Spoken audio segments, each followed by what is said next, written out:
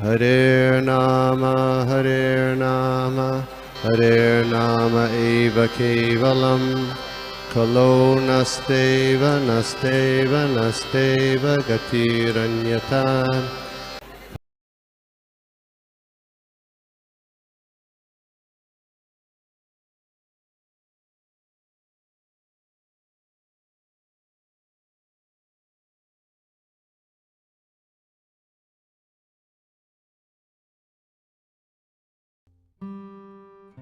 हरे कृष्ण। दंडवत प्रणाम। शुरुआत करते हैं राधा कृपा कटाक्ष से। मखेश्वरी सुरेश्वरी आदेश्वरी सुरेश्वरी त्रिवेद भारतीश्वरी प्रमाण शासनेश्वरी रमेश्वरी रमेश्वरी प्रमोदकामेश्वरी ब्रजेश्वरी ब्रजाधिपे श्रीराधिके नमोस्तुते श्रीराधिके नमोस्तुते श्रीराधिके नमोस्तुते। ओम नमो भगवते वासुदेवाय। ओम नमो भगवते वासुदेवाय। ओम नमो भगवते वासुदेवाय। जयतां सुरतोर्पङ्गो मम मन्दमतेर्गति मत्सर्वस्वपदाम्भोजो राधा मदन मोहनो। परम दयालु राधा तथा मदन मोहन की जय हो। मैं लंगड़ा तथा कुबुद्धि हूँ, फिर भी वे मेरे मार्गदर्शक है और उनके चरण कमल मेरे लिए सर्वस्व है। दिव्यद वृंदारण्य कल्पद्रुमा श्रीमद्रत्नागार सिंहासनस्थो श्रीमद्राधा श्रीलगोविन्ददेवो श्रेष्ठानिभिः सेव्यमानो स्मरामि। श्री राधा गोविंद वृंदावन में रत्नों के मंदिर में कल्प वृक्ष के नीचे तेजस्वी सिंहासन के ऊपर विराजमान होकर अपने परम विश्वस्त पार्षदों द्वारा सेवित है। मैं उन्हें सादर नमस्कार करता हूँ। श्रीमान रास रसारंभी वंशीवट तटस्थितः हर्षण वेणु स्वनिर्गोपी गोपीनाथ श्रीस्तुनः। रास नृत्य के दिव्य रस के प्रवर्तक श्री श्रील गोपीनाथ वंशीवट के तट पर खड़े हैं और अपनी प्रसिद्ध बांसुरी की ध्वनि से गोपियों के ध्यान को आकृष्ट कर रहे हैं। वे सभी हमें अपना आशीर्वाद दे। नमः पंकजनाभाय नमः पंकजमालिने नमः पंकजनेत्राय नमस्ते पंकजाग्रहे। हे कृष्ण करुणा सिंधु दीनबंधु जगत्पते गोपेश गोपिका कांत श्री राधा कांत नमस्ते। सप्त कांचन गौरांगी श्री राधे वृंदावनेश्वरी वृषभानुसुते देवे प्रणमामि हरिप्रिये। जय श्री कृष्ण चैतन्य प्रभु नित्यानंद श्री अद्वैत गदाधर श्रीवासादि गौर भक्तवृंद। हरे कृष्णा कृष्णा कृष्णा हरे हरे हरे राम राम राम हरे हरे। हरे कृष्णा। सभी वैष्णवों के चरणों में दंडवत प्रणाम। आज मुझे श्रीमद् भागवतम स्कंद 3 अध्याय 25-25 और श्लोक नंबर 3 और 4 की सेवा दी गई है। आप सबसे आशीर्वाद चाहती हूँ कि मेरी सेवा को मैं ठीक से कर सकूं। तो श्लोक को पहले रिसाइड कर लेते हैं। यद् यद् विद्यते भगवान स्वच्छंद आत्मा आत्ममायया तानि मे श्रद्धानस्य कीर्तनानि अनुकीर्तय। अनुवाद और तात्पर्य श्रील प्रभुपाद द्वारा। श्रील प्रभुपाद की जय। अतः कृपया उन श्री भगवान के समस्त कार्यकलापों एवं लीलाओं का संक्षेप में वर्णन करें, जो पूर्ण स्वतंत्र है और अपनी अंतरंगी शक्ति से इन सारे कार्यकलापों को संपन्न करते हैं। तात्पर्य: यहाँ पर अनुकीर्तय शब्द अत्यंत महत्वपूर्ण है, जिसका अर्थ है वर्णन को समझाना, किसी प्रकार का कल्पित मनोरथ उत्पन्न न करना, केवल अनुसरण करना। शौनक मुनि ने श्रील सुत गोस्वामी से प्रार्थना की कि वे अपने गुरु श्रील सुखदेव गोस्वामी से श्री भगवान के द्वारा अपनी अंतरंगी शक्ति के बल पर प्रकट की गई दिव्य लीलाओं के विषय में जैसा सुने हो उन्हें उसी रूप में सुनाए। श्री भगवान को कोई भौतिक शरीर नहीं होता, किंतु वे अपनी परम इच्छा से किसी भी प्रकार का शरीर व्यक्त कर सकते हैं। यह उनकी अंतरंगी शक्ति के द्वारा संभव है। श्लोक नंबर 4। सूत उवाच द्वैपायन सखत्वेवं मैत्रेयो भगवान् तथा प्रादेह विदुरं प्रीत अन्वेक्षिक्यां प्रचोदितः। श्रीलसूत गोस्वामी ने कहा, अत्यंत शक्तिमान श्री मैत्रेय मुनि श्रील व्यासदेव के मित्र थे। दिव्य ज्ञान के विषय में विदुर की जिज्ञासा से प्रोत्साहित एवं प्रसन्न होकर श्री मैत्रेय मुनि ने इस प्रकार कहा। तात्पर्य, जब प्रश्नकर्ता प्रामाणिक हो और वक्ता भी ज्ञानी हो, तब प्रश्न उत्तर संतोषप्रद ढंग से चलता है। यहाँ पर श्री मैत्रेय मुनि को शक्तिशाली ऋषि बताया गया है, अतः उन्हें भगवान कहकर संबोधित किया गया है। यह शब्द न केवल परमेश्वर के लिए प्रयुक्त किया जाता है, अपितु जो भी परमेश्वर के तुल्य शक्तिमान हो उसके लिए भी प्रयुक्त होता है। श्री मैत्रेय मुनि को इसलिए भगवान कहकर संबोधित किया गया है क्योंकि आध्यात्मिक रूप से वे बहुत आगे बढ़े हुए हैं। वे द्वैपायन श्रील व्यासदेव के मित्र थे, जो श्री भगवान के साहित्य अवतार थे। विदुर के प्रश्नों से मैत्रेय मुनि अत्यंत प्रसन्न हुए, क्योंकि ये प्रश्न एक प्रामाणिक सिद्ध भक्त के थे। अतः वे उत्तर देने में उत्साहित हुए। जब समान मानसिकता वाले भक्तों के मध्य आध्यात्मिक विषयों पर वार्ता होती है, तो प्रश्न तथा उत्तर अत्यंत फलप्रद एवं उत्साहवर्धक होते हैं। नमो विष्णुपादाय कृष्णपृष्ठाय भूतले श्रीमते भक्ति वेदांत स्वामी इति नामिने। नमस्ते सारस्वती देवे गौरवाणी प्रचारिणे निर्विशेष शून्यवादी पाश्चात्य देशतारिणे। ओम अज्ञानतिमिरान्धस्य ज्ञानाञ्जनशलाकया चक्षुरुन्मिलितं येन तस्मै श्री गुरुवे नमः। वाञ्छाकल्पतरुभ्यश्च कृपा सिन्धुभ्येव च पतितानां पावनेभ्यो वैष्णवेभ्यो नमो नमः। जय श्री कृष्ण चैतन्य प्रभु नित्यानंद श्री अद्वैत गदाधर श्रीवासादि गौर भक्तवृंद। हरे कृष्ण कृष्ण कृष्ण हरे हरे, हरे राम राम राम हरे हरे, हरे कृष्णा। तो ये अध्याय जो है वो भक्ति योग की महिमा को वर्णन करने वाला है। और यहाँ पे विदुर जी और मैत्रेय मुनि के बीच में जो संवाद है उसका वर्णन सूत गोस्वामी कर रहे हैं। और यहाँ पे प्रश्न पूछने वाले हैं शौनक ऋषि। तो ये शौनक ऋषि सूत गोस्वामी से पूछ रहे हैं कि भगवान की जो महिमा का वर्णन श्रील सुखदेव गोस्वामी द्वारा परीक्षित महाराज को सुनाया गया, तो वो वर्णन हमें भी बताइए। और कैसे बताइए? एज इट इज, जैसे वहाँ उन्होंने कहा है वैसे ही बताइए। तो सुखदेव गोस्वामी जब भगवान का वर्णन सुनते हैं या सुखदेव गोस्वामी भगवान का वर्णन बताते हैं, तो उनके सामने वो भगवान की छवि है ना। तो भागवत वर्णन आया हुआ है, तो वो श्लोक आपके साथ यहाँ पे मैं शेयर करूंगी।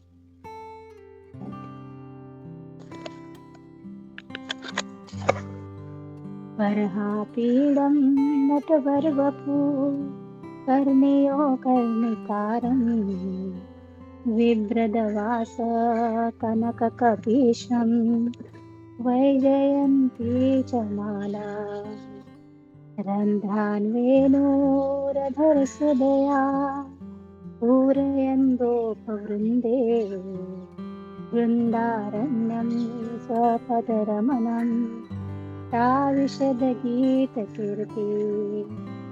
तो भगवान का वर्णन बताया जा रहा है कि भगवान जब वृंदावन में प्रवेश करते हैं तो किस तरह से प्रवेश करते हैं। अपने गोप सखाओं के साथ प्रवेश कर रहे हैं। और जब भगवान प्रवेश कर रहे हैं तो उनका जो चलना है वो चलना भी कैसा है, वो चलना भी उनका नृत्य करना है। और भगवान नृत्य करते हुए वृंदावन में प्रवेश कर रहे हैं और सारे गोप सखा उनके पीछे पीछे नृत्य करते हुए चल रहे हैं। और अभी ये जो सारे सखा भगवान के पीछे नृत्य करते हुए चल रहे हैं, लेकिन ये क्या है, ये फिर भी भगवान कृष्ण की सेवा में ही है। ये भगवान का क्या कर रहे हैं, भगवान के पीछे पीछे, है ना, उनके पीछे पीछे चल रहे हैं और अपने ही खेल में ये सारे मग्न हैं। तो भगवान ने कैसा, उनका भगवान का अभी जो परिवेश है, उनके वस्त्र है, उसके बारे में बताते हैं कि उनके दोनों कानों में फूल लगे हुए हैं, है ना, कर्णियों कर्णिकारम। तो फूल तो एक ही कान में लगा हुआ था, लेकिन यहाँ पे सुखदेव गोस्वामी कहते हैं कि लेकिन फूल दोनों भी कानों में लगे हैं। तो प्रभुपाद जी इसका वर्णन करते हैं कि जब भगवान गोपियों को आज कहाँ मिलेंगे, वो अपने जो भेट स्थली है उसके बारे में संकेत देते हैं। तो उस समय होता क्या है कि सारे जो वरिष्ठ गोप गोपी है वो वहां पे खड़े रहते हैं। तो अभी वो गोपियां और भगवान एक दूसरे से डायरेक्टली बात नहीं कर पाते हैं, है ना, उनका संवाद नहीं हो पाता कि आज कहाँ मिलना है। तो भगवान क्या करते हैं, वो जो कर्णिका का जो फूल है वो क्या करते हैं, वो ऐसे घुमाते रहते हैं अपने सर पे और वो उस संकेत स्थली को बताते हैं कि आज हमारा मिलन कहाँ पे होगा। और इस तरह से वो जो फूल है वो फूलों को वो इस कान तक लेके आते हैं। तो यहाँ पे सुखदेव के गोस्वामी कहते हैं कि ऐसे भगवान ने दोनों कानों पे फूल लगा के रखे हैं। और उनके वस्त्र कैसे हैं, उनके वस्त्र ऐसे है कि स्वर्ण जैसे, है ना, सोने जैसे उनके वस्त्र है, एकदम स्वच्छ और सोने के जैसे चमचमाने वाले। इस तरह से भगवान वस्त्र धारण करते हैं। और गले में क्या है, गले में वो खूबसूरत और मनमोहक सुगंधित वैजयंती माला धारण करे हुए हैं। फिर भगवान के लिए बताते हैं कि उनके जो होठ है, जो लाल लाल रक्तबिंब जैसे, उन होठों पे उन्होंने बांसुरी को धारण किया है। बांसुरी की मधुर धुन उस होठों से भगवान सबको आकृष्ट कर रहे हैं बांसुरी की धुन से। और ऐसे इस वृंदावन में जब अपने गोप सखाओं के साथ भगवान प्रवेश करते हैं तो उनके जो गोप सखा है वो भगवान की ही कीर्ति को गा रहे हैं, वो भगवान की ही स्तुति को गा रहे हैं, वर्णन कर रहे हैं। तो प्रभुपाद बताते हैं कि हम कोई एक श्लोक भी बोलते हैं, जैसे एस्कॉन में प्रथा है कि श्लोक बोलते हैं फिर उसके बाद सब लोग रिसाइट करते हैं माता जी प्रभु जी देव। तो इसके ऐसा करने के पीछे उद्देश्य क्या होता है, तो प्रभुपाद कहते हैं कि जब हम श्लोक भी रिसाइट करते हैं ना, तो वो भी भगवान की स्तुति है, वो भगवान की लीलाओं का वर्णन है। तो सिर्फ श्लोक बोलने मात्र से भी हम भगवान की स्तुति कर रहे हैं, हम उनके लीलाओं का वर्णन कर रहे हैं। तो कितना इसका हमें, है ना, इसका हमें पुण्य मिलता है, इसका हमें कितना लाभ होता है हमारे आध्यात्मिक प्रगति के लिए। तो और प्रभुपाद ये भी कहते हैं, प्रभुपाद आगे कहते हैं कि जब हम कोई तात्पर्य बता रहे हैं या कोई कथा भी बता रहे हैं, तो वो बताने के बाद, या कोई हम लोग वैष्णव सॉन्ग गाते हैं, है ना, कोई वैष्णव सॉन्ग गाते हैं, तो वो वैष्णव सॉन्ग गाने के बाद या किसी स्टोरी को बताने के बाद हमें क्या करना चाहिए, हमें वो किसके माध्यम से आई है ना, उनके बारे में बताना चाहिए। अन्यथा क्या होगा, यदि हमने वो माध्यम नहीं बताया तो हमारे अंदर क्या होगा कि मैं कह रही हूँ, है ना, मैंने कहा, मैं ऐसे बता रही हूँ, ये मैं आ जाएगा, ये अहंकार आ जाएगा। इसलिए हमें वो माध्यम भी बताना है, वो सोर्स बताना है। तो इससे हमारा क्या होगा, हमारा मैं चला जाएगा। तो यहाँ पे रौनक ऋषि सुत गोस्वामी को बता रहे हैं कि वर्णन कीजिए भगवान के लीलाओं का। और भगवान के लीलाओं का वर्णन करना ये क्या है? तो जिसने भगवान का आत्म साक्षात्कार किया है। प्रभुपाद कहते हैं कि ये जो भगवत गीता है, भागवतम है, ये क्या है? मनुष्य को आत्म साक्षात्कार करवाने की प्रक्रिया है। तो आत्म साक्षात्कार क्या है? प्रभुपाद बता रहे हैं कि जिन आचार्यों ने, जिन संतों ने भगवान के हृदय में दर्शन किए हैं, और ये हृदय के दर्शन धीरे धीरे क्या हो जाते हैं? ये उनका आदान प्रदान बन जाते हैं भगवान के साथ, है ना, साक्षात आदान प्रदान। तो जब ऐसे वरिष्ठ वैष्णवों से, शुद्ध भक्तों से हम भगवान की लीलाओं को सुनते हैं, तो हमारा हृदय शुद्ध हो जाता है, हमारे कल्मश नष्ट हो जाते हैं। जैसे हमने वो कौन थे, मुझे उनका भी नाम ही याद नहीं आ रहा, आत्मदेव ब्राह्मण के जो पुत्र थे, है ना, उसको हम सुनते हैं, ये धुंधुकारी। वो धुंधुकारी एक मरने के बाद जब भूत बन जाता है और वो बांबू में उसको स्थापन कर देता है, उसका भाई गोकर्ण, तो वो धुंधुकारी भागवतम सुनने मात्र से वो भगवत धाम प्राप्त कर लेता है। तो जब हम किसी शुद्ध भक्त के माध्यम से भगवान की लीलाओं को सुनेंगे, तो हमारा हृदय शुद्ध हो जाएगा, हमारा चित्त शुद्ध हो जाएगा, हमारे पूर्व के पाप कर्म सारे नष्ट हो जाएंगे। तो इस तरह से हमें शुद्ध भक्तों के माध्यम से भगवान को लीलाओं को देखना होगा और सुनना होगा। तो दूसरे श्लोक में यहाँ पे बता रहे हैं कि इस तरह से एक प्रश्न करने वाला और वक्ता भी होना चाहिए। तो बहुत सुंदर यहाँ पे प्रभुपाद का तात्पर्य में लिख रहे हैं कि प्रश्नकर्ता प्रामाणिक हो और वक्ता भी ज्ञानी हो। तो प्रभुपाद कभी कभी कहते हैं ना कि कभी तो लोग ऐसे ही प्रश्न पूछ लेते हैं, है ना, जिसका कोई सर नहीं है, पैर नहीं है ना, एक टाइम पास के लिए पूछ लेते हैं। तो ऐसा प्रश्नकर्ता नहीं होना चाहिए। और वक्ता भी कैसा होना चाहिए? वक्ता भी ज्ञानी होना चाहिए। तो इससे क्या होता है, जब इन दोनों का आदान प्रदान होता है ना, तो भगवान के दिव्य गुणों की ही चर्चा होती है, भगवान के वो माधुर्य रस की, श्रृंगार रस की ही चर्चा होती है, और जिसका आनंद सभी जो वहाँ पे सुनने वाले हैं, श्रोता है, उन सबको उसका लाभ होता है। तो आज श्रील भक्ति विनोद ठाकुर जी का अपीयरेंस डे भी है। तो हम हमारे गुरु परंपरा से थोड़ा सा इसको चर्चा करेंगे। तो जो हमारे आचार्य हैं श्रील भक्ति विनोद ठाकुर, उनके पुत्र है श्रील भक्ति सिद्धांत सरस्वती ठाकुर, और उनके शिष्य है हमारे श्रील प्रभुपाद। तो देखिए कि गुरु का जो आशीर्वाद है, गुरु की जो शक्ति है, वो ऐसे परंपरा से आगे आती रहती है। तो भक्ति विनोद ठाकुर का जो आज उनका अपीयरेंस डे है, तो उनका जो जय राधा माधव जो अभी माता जी ने गाया था, अमृत विलासिनी माधवी माता जी है ना, ऐसा नाम माता जी का था, बहुत सुंदर गाया था उनका। उन्होंने जो महामंत्र का जो कीर्तन किया, वो बहुत ही सुंदर, मुझे उसका टोन बहुत अच्छा लगा था, मैं कहना भूल गई स्टार्टिंग में, बहुत सुंदर गाया था उन्होंने। तो जो जय राधा माधव, ये श्रील भक्ति विनोद ठाकुर की ही रचना है। तो वो अपने इस कीर्तन में, इस भजन में भगवान के लिए, भगवान की स्तुति कर रहे हैं। तो वो क्या कहते हैं, तो भजन तो नहीं गाएंगे, माता जी ने तो भजन गाया था, थोड़ा इसका हम मीनिंग पढ़ेंगे। वृंदावन की कुंजों में क्रीड़ा करने वाले राधा माधव की जय हो। तो वृंदावन की जो कुंज है ना, बहुत सारे कुंज है वृंदावन में, और भगवान को जब अलग अलग लीलाएं करनी होती है, अलग अलग श्रृंगार रस करने होते हैं, तो वो अलग अलग कुंजों का चयन करते हैं। वृंदा देवी अलग अलग कुंजों का चयन करती है।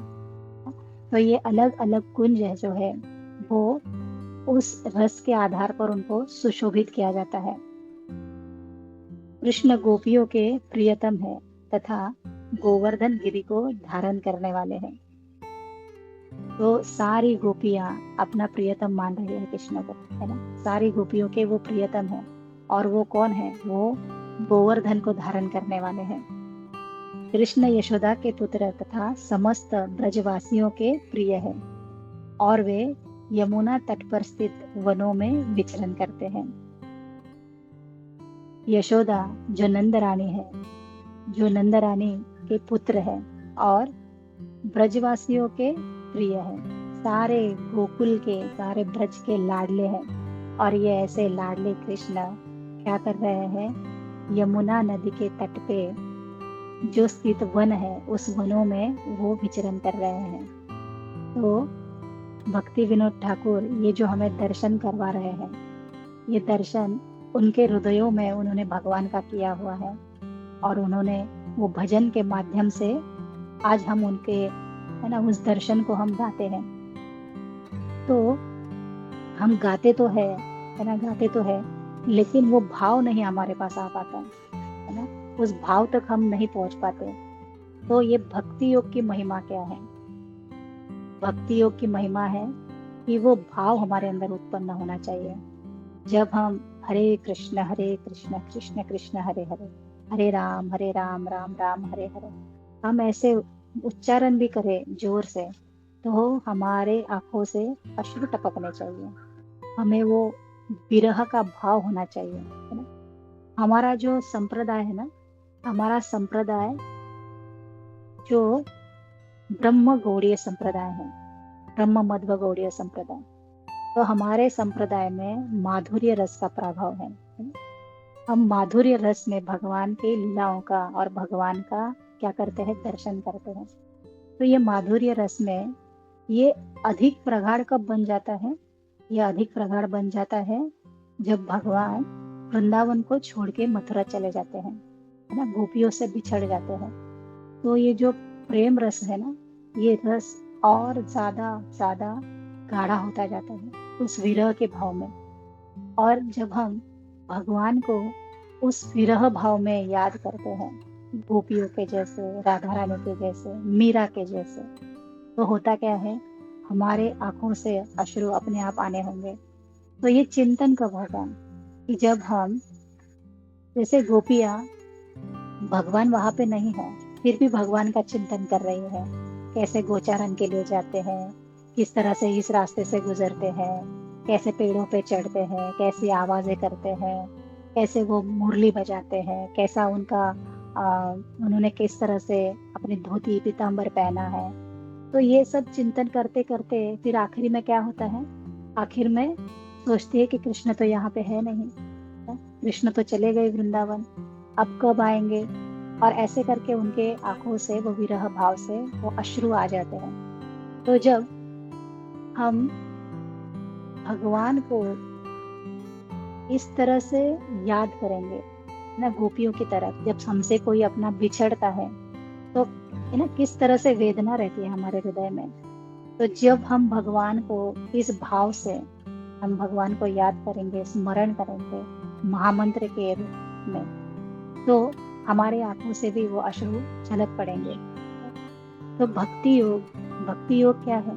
तो प्रभुपाद बता रहे हैं, ये जितने भी योग भगवद गीता में बताए गए हैं, ज्ञान योग, ध्यान योग, कर्म योग, उसमें सबसे श्रेष्ठ भक्ति योग है। तो ये बाकी के सारे योग है ना, ये क्या है, शुष्क चिंतन है। शुष्क चिंतन यानी जैसे कहते हैं ना, ऊपरी भाव से आप जुड़ जाओगे। लेकिन वो जो पानी है, वो पानी कैसा, जमीन के अंदर जब जाएगा तब क्या होगा, कोई वो बीज है, वो बीज को वो अंकुरित कर देगा। तो वैसे ही हमारे हृदय में ये भाव आ जाना चाहिए। तो भक्ति योग के माध्यम से हम क्या कर रहे हैं, हम भगवान को, उनकी, कहते हैं ना कि जैसे भगवान से एक संबंध स्थापित करते हैं। भगवान कभी हमारे, कोई उनको बाल कृष्ण के रूप में, अपने बच्चे के रूप में सेवा कर रहे हैं, कोई सखा के रूप में सेवा कर रहा है, कोई उनको अपने प्रियतम के रूप में सेवा कर रहा है, तो कोई दास के रूप में सेवा कर रहा है। तो ये जो हमारा संप्रदाय है, जो हमारी ये गौड़ीय परंपरा है, उसमें चैतन्य महाप्रभु भी हमें यही सिखा के गए हैं कि भगवान को भगवान के साथ हमारा संबंध बनना चाहिए। तो ये संबंध कैसे बनेगा, इसकी प्रोसीजर कैसे होगी? तो प्रभुपाद बताते हैं कि हमें रोज मंगल आरती करनी है। हम जब ब्रह्म मुहूर्त में उठ के रोज मंगल आरती करते हैं तो ये एक बहुत बड़ी सेवा है। जब हम इस सेवा को करते हैं तो धीरे धीरे धीरे हमारे है ना, हमारा जो हृदय है वो क्या हो जाता है, शुद्ध बन जाता है और भगवान से हमारा एक संबंध स्थापित होता है। तो ये भक्ति की है ना, ये भक्ति की विधि विधान यहाँ पे बताए गए हैं कि किस तरह से भक्ति योग की शुरुआत होगी और धीरे धीरे ये क्या हो जाएगा, धीरे धीरे आप इसके लिए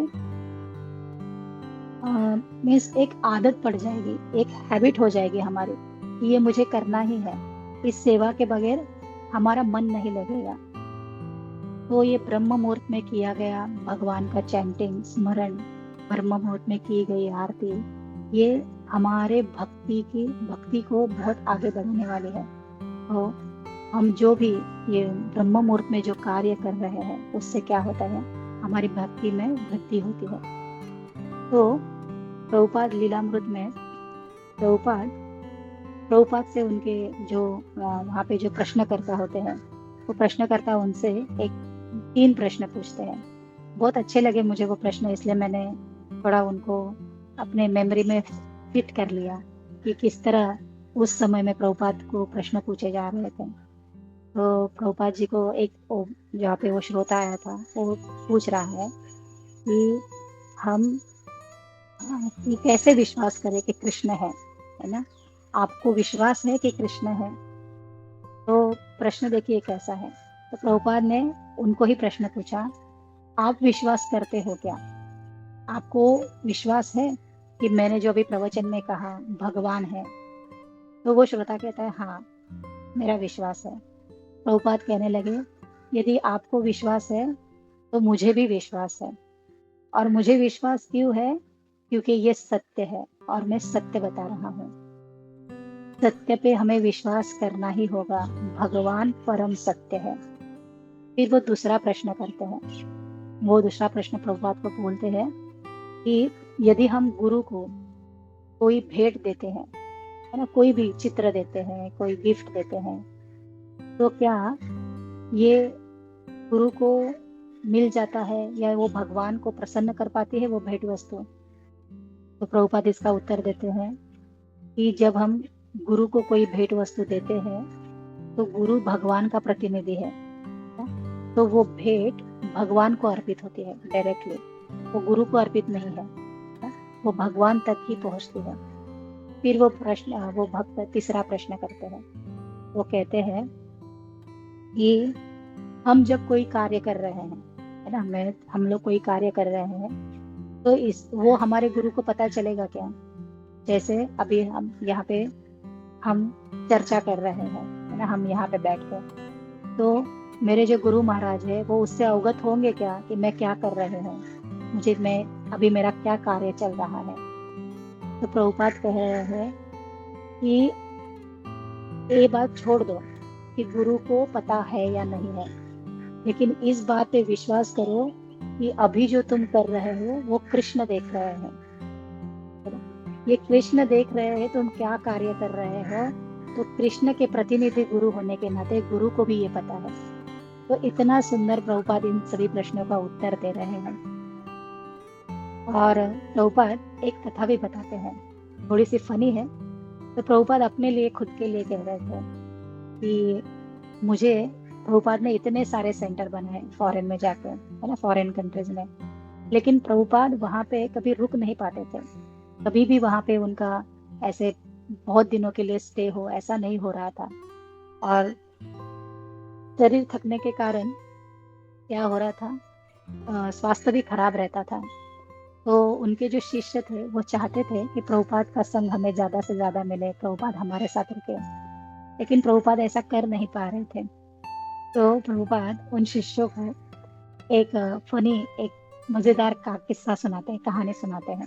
प्रभुपाद कहते हैं कि एक राजा था और उस राजा के दरबार में एक विदूषक जिसका नाम था गोपाल बन, जो हाँ, राजा को एक ऐसा ना कि थोड़ा राजा को हँसाने वाला ऐसा गोपाल बन करके एक आदमी था, व्यक्ति था। तो होता क्या है, गोपाल बन एक नया घर बनाता है और किसी को उसके बारे में पता नहीं होता, राजा को भी उसके बारे में पता नहीं होता, लेकिन राजा को खबर मिल जाती है। तो राजा क्या करता है, एक दरबार में एक दूसरा व्यक्ति आता है, नहीं उसका प्रधान रहता है। तो उन प्रधान को कहते हैं कि तुम गोपाल बन के घर में जाओ, मेरा आदेश है तुम्हें, गोपाल बन के घर में जाओ और वहां पे मल त्याग के आओ उसके घर में जाके। तो अभी प्रधान को तो बड़ा आश्चर्य लगता है कि अरे ये क्या है, ये कैसा आदेश है कि गोपाल बन के घर में जाके मल त्यागना है। तो वो पहले तो मना कर देता है, लेकिन राजा थोड़ा और सख्ती करता है कठोरता से कि तुम्हें करना ही होगा। इस तरह से फिर अभी प्रधान बड़ा हिचकिचाते हुए जाता है, हिचकिचाते हुए जा तो रहा है, लेकिन अभी क्या करें, पूछे कैसे, है ना। बड़ा मन में तो अच्छा नहीं लग रहा है कि उसके घर में जाके मल त्यागना है।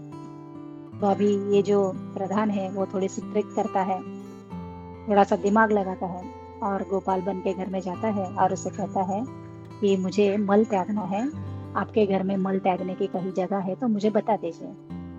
तो गोपाल बन कहता है हाँ जरूर, आप यहाँ पे है ना। उनको वो दिखा देता है, वो टॉयलेट वहाँ पे जगह बनी थी और कहते हैं आप यहाँ पे मल त्याग सकते हैं, लेकिन आप यहाँ पे मूत्र नहीं त्याग सकते, है ना, पेशाब करना मना है, सिर्फ मल त्याग सकते हैं। और कहते हैं कि आपको लेकिन दरवाजा खुला करके बैठना पड़ेगा, है ना, क्योंकि आप मूत्र नहीं त्यागे ये मैं देखूंगा।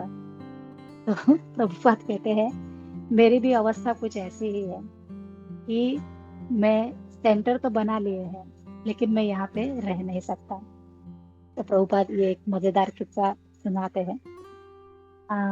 एक भक्त के लिए, है ना, एक भक्त का भी जब भक्ति की महिमा हो रही है तो भक्त के भी गुण होने चाहिए, है ना, भक्तों के भी लक्षण होने चाहिए। तो आ, रामानुजाचार्य के समय की ये बात है कि एक आश्रम में पराशर मुनि, ऐसा उनका नाम था उन भक्त का। तो उनका एक शिष्य था, वो शिष्य उनसे पूछते हैं कि एक भक्त के लक्षणों को कैसे समझा जाए, कैसे समझा जाए कि ये शुद्ध भक्त है ना, शुद्ध भक्त की क्वालिटी समझाइए। तो ये पराशर जो आचार्य है, पराशर आचार्य, ये क्या करते हैं, अपने भक्त को कहते हैं कि आप रामानुजाचार्य के पास जाइए, क्योंकि रामानुजाचार्य बड़े वरिष्ठ हैं और वो बहुत अच्छे से आपको इसका उत्तर दे पाएंगे कि मैं इसके इतना काबिल नहीं हूँ, लायक नहीं हूँ। तो अभी ये जो शिष्य है वो रामानुजाचार्य के पास चले जाते हैं। रामानुजाचार्य जब अपना प्रवचन देने के बाद थोड़ा उनको समय रहता है तो ये शिष्य उनके पास जाते हैं, अपना परिचय देते हैं कि हम पराशर आचार्य के पास से आए हैं और मेरा एक प्रश्न था, लेकिन मेरे आचार्य ने कहा कि आप बहुत ही योग्य पर्सन है जो इसका मुझे उत्तर दे सकते हैं। तो रामानुजाचार्य कहते हैं क्या प्रश्न है तुम्हारा। तो ये जो भक्त है, शिष्य है, वो शिष्य कहता है कि मुझे शुद्ध भक्त के लक्षण जानने हैं, ये शुद्ध भक्त की क्या योग्यता होती है। तो रामानुजाचार्य कुछ नहीं कहते, सिर्फ उसके पास एक बार देखते हैं और अपने फिर से काम में लग जाते हैं। तो ये शिष्य समझ जाते हैं कि मैं ये प्रश्न पूछने के योग्य नहीं था, है ना, तो अभी मैं क्या करता हूँ, मैं सेवा में चला जाता हूँ। तो वो सेवा करने चले जाते हैं। तो वहाँ पे सेवा करते रहते हैं, कुछ महीने बीत जाते हैं। मन में उनके हमेशा रहता था कि रामानुजाचार्य जी ने मुझे अभी तक मेरे प्रश्न का उत्तर नहीं दिया है। फिर होता है कि एक बार वहाँ पे जन्माष्टमी का उत्सव होता है और जन्माष्टमी के उत्सव में तो कितनी रात हो जाती है ना, कभी कभी तो 1:30-2 भी बज जाते हैं। तो जन्माष्टमी का उत्सव, अभिषेक वगैरह सब होने के पश्चात रामानुजाचार्य देखते हैं कि ये जो शिष्य है ये क्या कर रहे थे, ये सबको भोजन परोसने की सेवा कर रहे थे। और सबको भोजन परोसने के बाद इतनी भीड़ होती है और सबको भोजन परोसने के बाद लास्ट में जाके ये प्रसाद की थाली लेते हैं और प्रसाद करने बैठ जाते हैं। तो रामानुजाचार्य इनको ऑब्जर्व कर रहे होते हैं, और जब ये अपना प्रसाद पा लेते हैं तो रामानुजाचार्य उनको अपने पास बुलाते हैं और कहते हैं, आपने मुझे एक प्रश्न पूछा था, तो उसका उत्तर मैं आज आपको दूंगा कि एक भक्त कैसा होता है, उसका लक्षण कैसा होता है। तो उसका लक्षण होता है कि वो सारस पक्षी, मुर्गी, नमक और तुम्हारे जैसा होता है। तो अभी ये तो जान लिया उन्होंने, लेकिन इसका अर्थ नहीं समझे। फिर अभी रामानुजाचार्य इन्होंने ये प्रश्न का उत्तर देने के लिए इतने दिन लगाए थे, तो अभी ये क्या करते हैं, अपने उनको दंडवत वगैरह करके अपने गुरु के पास फिर से लौट जाते हैं, पराशर आचार्य के पास। और पराशर आचार्य फिर पूछते हैं, तुम्हें अपने प्रश्न का उत्तर मिल गया क्या? वो कहते हैं कि उत्तर तो मिला, लेकिन अर्थ नहीं समझा। तो वो बताते हैं कि उन्होंने मुझे बताया कि एक भक्त का आचरण कैसे होता है, सारस पक्षी, मुर्गी, नमक और मैं खुद, जैसे उन्होंने मुझे बताया तुम हो। तो अभी पराशर आचार्य इसका मीनिंग बताते हैं कि सारस पक्षी क्या करता है कि नदी में एक पैर पे खड़े होके, उसकी चोंच भी बड़ी लंबी होती है, तो एक पैर पे खड़े होके एक तपस्या की मुद्रा में रहता है, जरा भी हिलता डुलता नहीं है। और क्या करता है कि जो छोटी छोटी मछलियां आती है उनके पास ध्यान नहीं देता, और जब कोई बड़ी मछली आती है तो क्या करता है, उसको खा लेता है। तो एक भक्त को ऐसा ही होना चाहिए। कैसा होना चाहिए कि छोटे छोटे जो भी कुछ प्रॉब्लम्स है या किसी के दोष है, उनको नजरअंदाज कर देना चाहिए, है ना।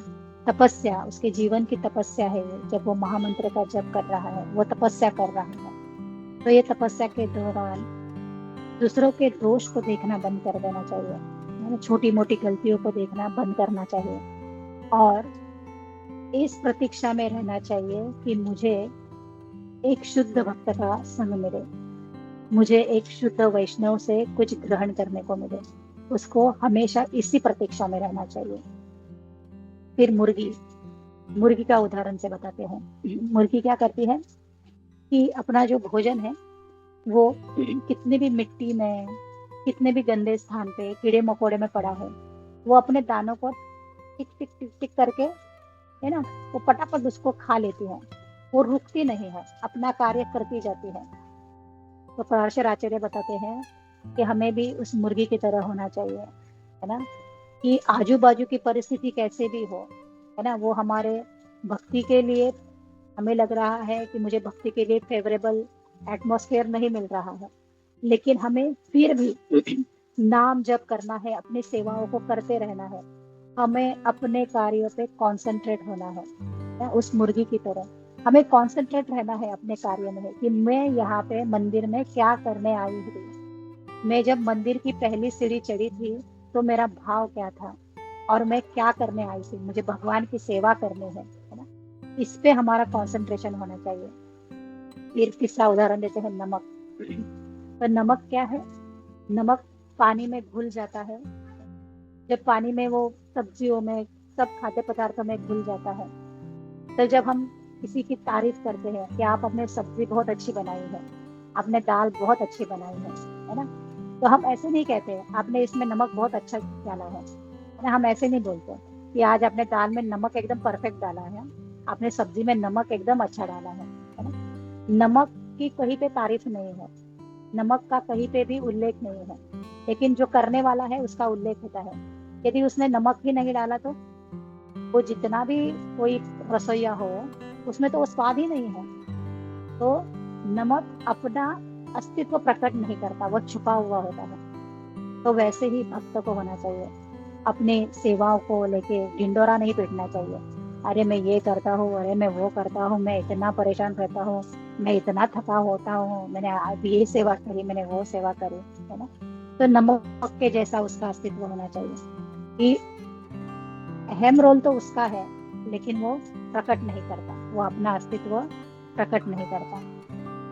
फिर कहते हैं, पराशर आचार्य कहते हैं, और फिर उन्होंने कहा कि तुम, है ना, जो शिष्य है उसके पास, तो तुम्हारा सेवा भाव ऐसा है तुमने पहले सारे वैष्णवों की सेवा की, सारे भक्तों की सेवा की, और फिर आखिर में है ना तुमने प्रसाद पाया था।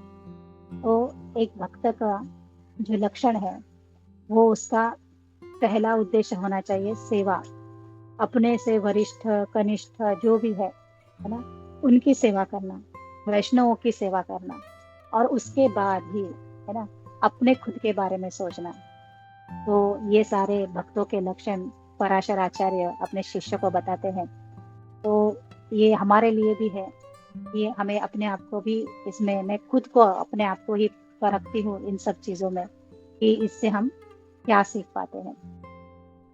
तो प्रभुपाद लीलामृत से ही प्रभुपाद को एक जो महिला थी वो महिला प्रभुपाद को पूछती है कि प्रभुपाद जब वहाँ पे सब प्रवचन चल रहा था, हृदयानंद महाराज और सारे प्रभुपाद के जितने सारे सन्यासी शिष्य थे वो प्रवचन दे रहे थे, और उस समय वो महिला प्रश्न पूछती है कि समझ लीजिए कि मुझे अंतिम समय में भगवान का स्मरण नहीं हुआ, और अभी जो ये व्याख्यान दे रहे हैं इन सन्यासियों का यदि मुझे स्मरण रहा तो भी क्या मुझे भगवत धाम मिल सकेगा। तो प्रभुपाद हंसते हैं, और प्रभुपाद हंस के कहते हैं क्यों नहीं, जरूर मिलेगा, क्योंकि ये जो सारे वैष्णव हैं ये वैष्णवों के हृदय में भगवान है ना, और ये भगवान को नित्य भज रहे हैं, ये भगवान के लिए प्रार्थना कर रहे हैं। तो ये प्रार्थना कर रहे हैं और इनका स्मरण तुमने अंतिम समय में किया है तो भी भगवान का जो फल है ना भगवत धाम प्राप्त करने का, वो तुम्हें अवश्य प्राप्त होगा।